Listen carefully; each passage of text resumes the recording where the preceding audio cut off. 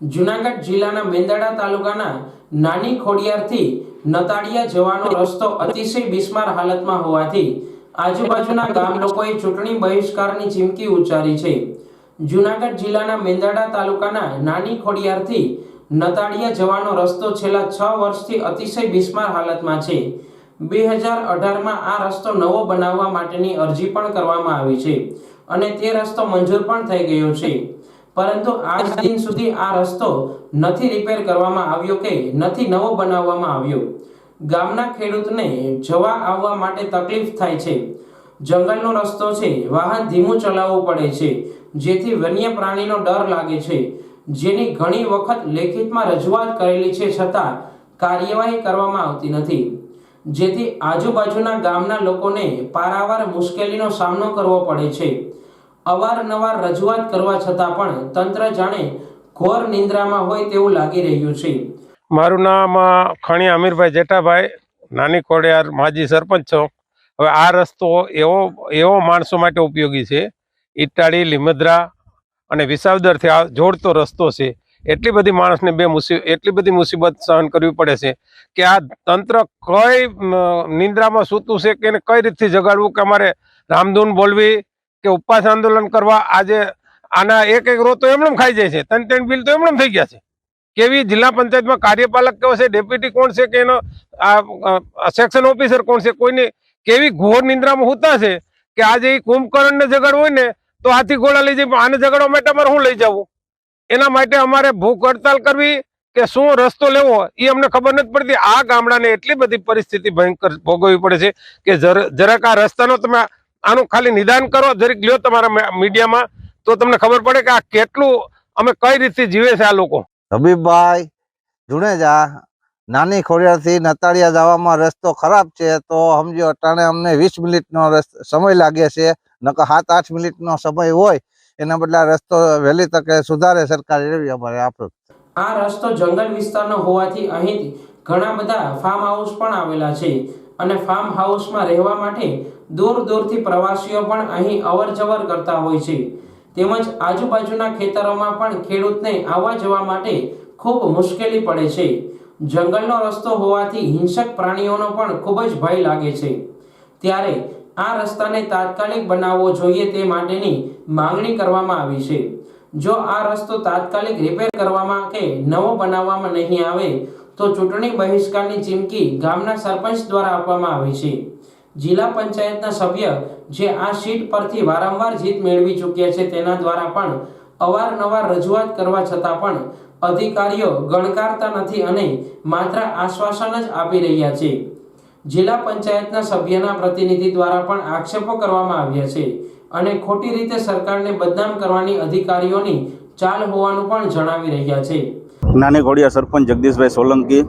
નાની ખોડિયારથી નતાળિયા જતા એટલે અંદાજિત 5 થી 6 કિલોમીટરનો રસ્તો છે, જે આજે 8 વર્ષ થઈ ગયા, 6-8 વર્ષ થઈ ગયા કે જે બદતર હાલતમાં છે।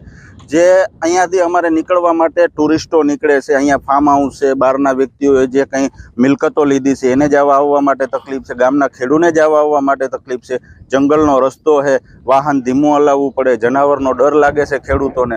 તો હવે આમાં સરકાર કરે છે શું કંઈ ખબર નથી પડતી।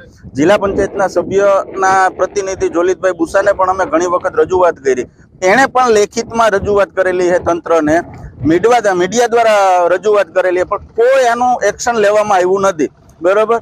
એટલે આ સરકારને એવી રજૂઆત છે કે આ વહેલાસર અમારે જો રસ્તાનું કામ થાય તો સારું છે, નહીતર અમે ચૂંટણીનો બહિષ્કાર કરશું। કારણ કે અમને પણ લોકો કહે છે, ખેડૂતો કહે છે કે ભાઈ તમે કરો છો હું સત્તા ઉપર કે આવીને તમારાથી આ કે આટલું વસ્તુ નથી થતી।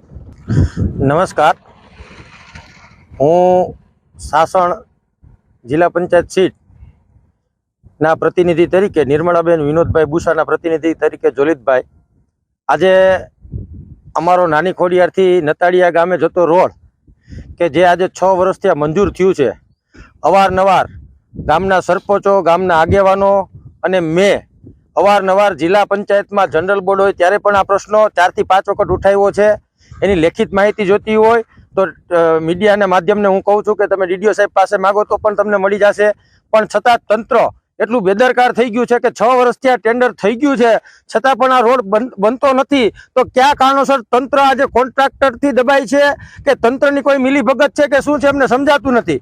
આજે ગામડાના બિચારા ગીરના ગામડાના જે છેવાડાના માનવીઓ છે એના આ રસ્તેથી 6 વર્ષથી આ રોડ છે નહીં તો જવામાં કેટલી તકલીફ પડે છે.